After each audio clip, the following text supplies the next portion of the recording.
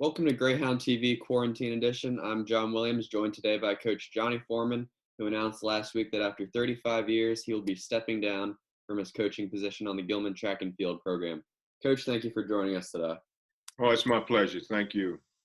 So, Coach, what have the past few weeks been like for you and your family throughout this quarantine process? It's been an issue. It's quarantine. I hate it. I don't like it. I'm an outdoors person. I love to get out. Getting up and getting to work and getting ready to do, and be who I am at school and the like. So it's been frustrating and interesting. Really drawn in to the house, the community, getting out and walking around in the community for exercise has been interesting. I've lived here for a lot of years and really haven't dwelled out into the community because I'm always at Gilman or coaching or teaching or doing some of the other things outside of the community. So I've gotten to know the community pretty well now since March the 13th when we left for spring break. Also touching base with family. I have two sons who live in Atlanta, Georgia. One is a teacher, the other one works with a veterinarian, and so getting in touch with them, and they're in the same boat. Especially James, my youngest, is an upper school head at the Galloway School in Atlanta, Georgia. So just comparing notes with him and the like, and my sister who's still here, who lives not far from here, getting a chance to talk with her even more. So family-wise, it really has brought us closer together. So just dealing with it in that fashion. Absolutely. It's great to hear you're doing well. Yeah. Now over to your coaching record. I mean, 35 years as the coach of track and field, 15 outdoor championships, 11 indoor ships. I mean, what do you have to say to that stunning record?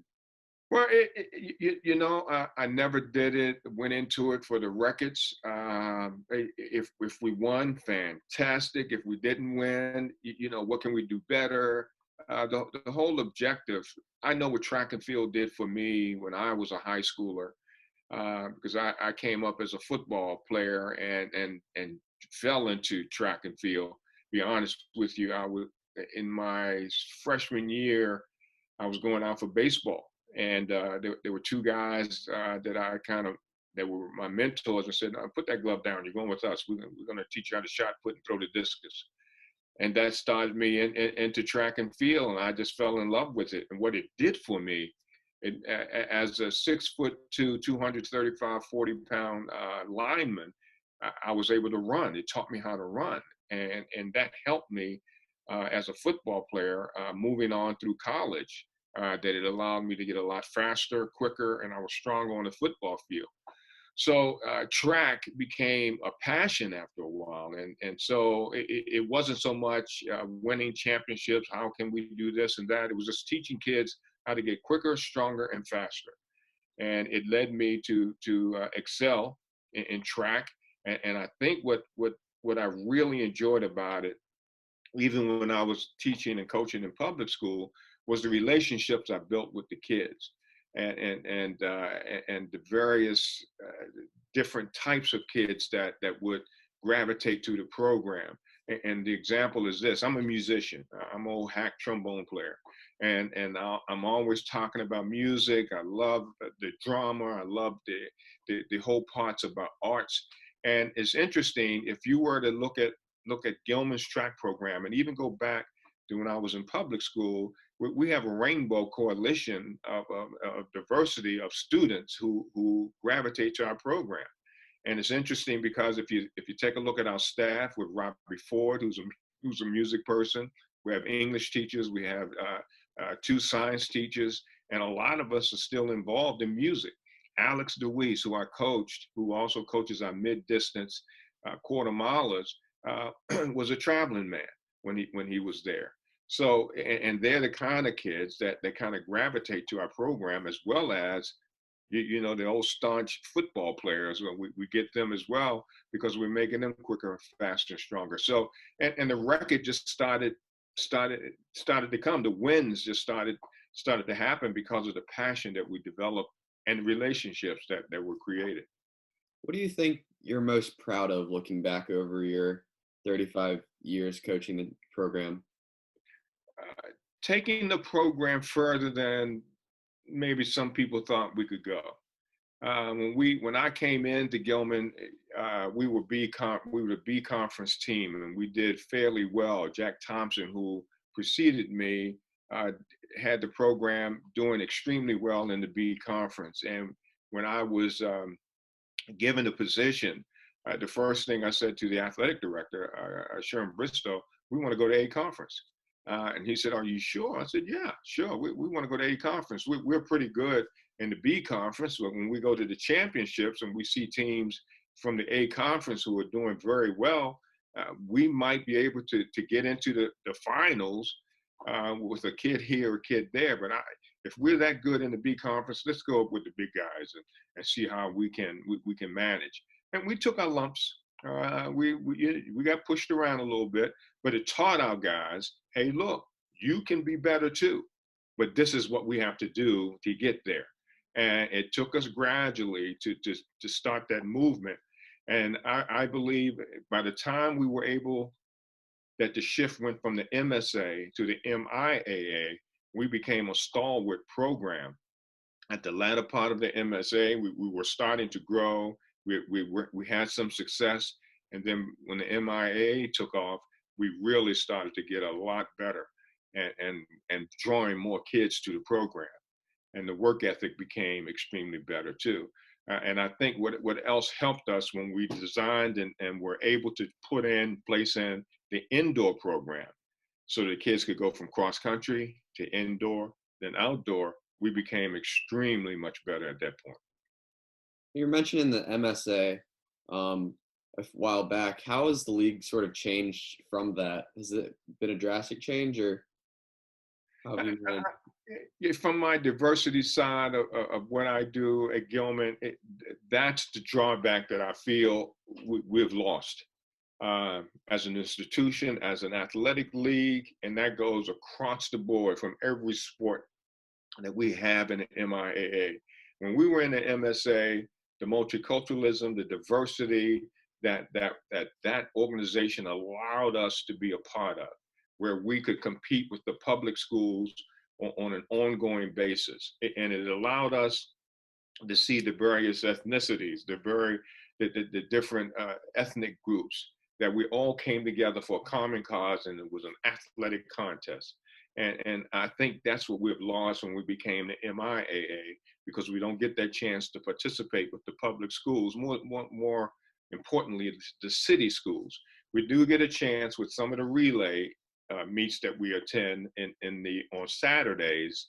We'll see some of the public schools, maybe a few of the city schools, where we do get a chance to compete with those different programs when we go to the big relay meets.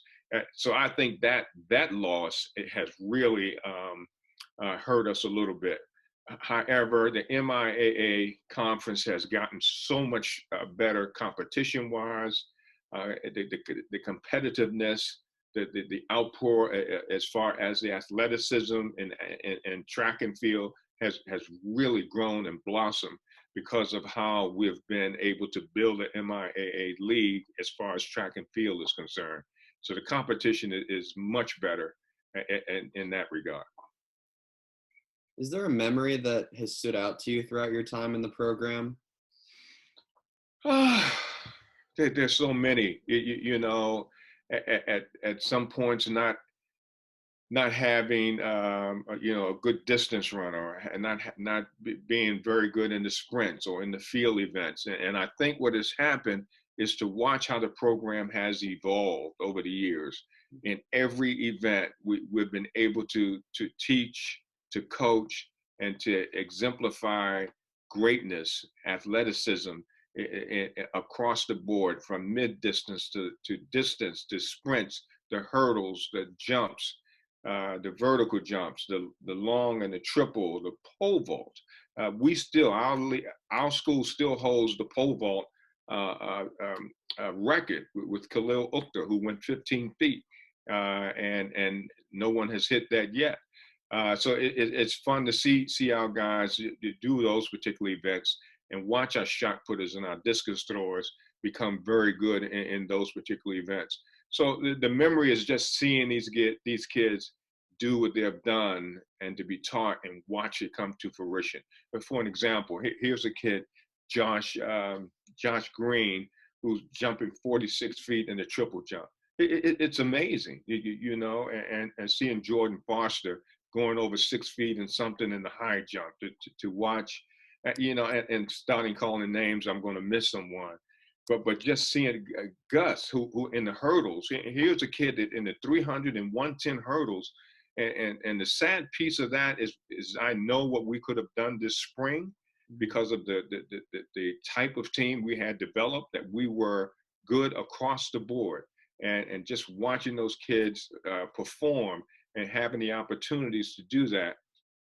And with this crisis that we've come through with this pandemic, it just causes all of those efforts to kind of just be a memory. So that's the sadness in my heart, not to see this team that we're really starting to come together. And March 13th, when we had to, leave the school because, well, first of all, we were in spring break, but knowing that we were going to be out for a while. I'm just hoping that something can materialize and we can get back a little bit to have some sort of competition. But, that's my prayer, but we'll see what happens. I know that's definitely a feeling felt across every varsity team, and something that's very sad. And I guess the last question I have for you is, what's your plan now? What are you going to do with all this extra free time? And it's interesting you should say that, because when I stepped down from football 2 years ago, I thought I would have a lot of time to do some things, and that time just filled up with other parts of my job. Being the director of CIE at Gilman, I still have other things that I'm involved in, and that time just got filled in with more of those particular events and activities and things that I do as far as the diversity piece of my position. Having more time to talk to kids and with relationships there, getting the chance to do more with the affinity clubs and the pieces of Gilman that I haven't had an opportunity to do because of football practice. I assume that but I still get to football practice, looking over the fence, not still desire that. And I'll probably be in the same fashion with track and field. I'll look over the hill to see how things are going. I'll probably will trickle down for a track meet here and there, but not to be overburdened. The next head coach, I don't want to do that. It was similar when I stepped down with indoor. I didn't want to get in Matt's way because I wanted Matt Tully to develop the program that he wanted in indoor, and I will do the same in outdoor. That I'll be around for a little bit, but I'll make sure I stay my distance, and giving that program to continue. And that's the good piece, is that the staff still remain. The program would not be where it is today. Yeah, I was able to steer the program, but it was because of the coaching staff that we have. That staff is still stalwart and will stay connected, and they will continue to keep the program that we've developed over the years going in the right direction. I feel very good about that, and it settles my heart some to know that it's not gonna drop in anything. It's gonna rise even further because of the youth we have in the coaching staff, and the zeal and the knowledge that these men have. The program is gonna flourish even better. Coach Johnnie Foreman, 35 years coaching track and field, countless championships, and a legacy left. Thank you so much for your time, Coach. It's been appreciative. Thank you. I'd also like to make a few announcements for GTV. Just remind everyone we're going to be coming out with more interviews, highlight tapes, esports events, and more. So stay tuned for that on our social media pages. Once again, Coach Foreman, thank you for your time today. Thank you. Appreciate it. Thank you.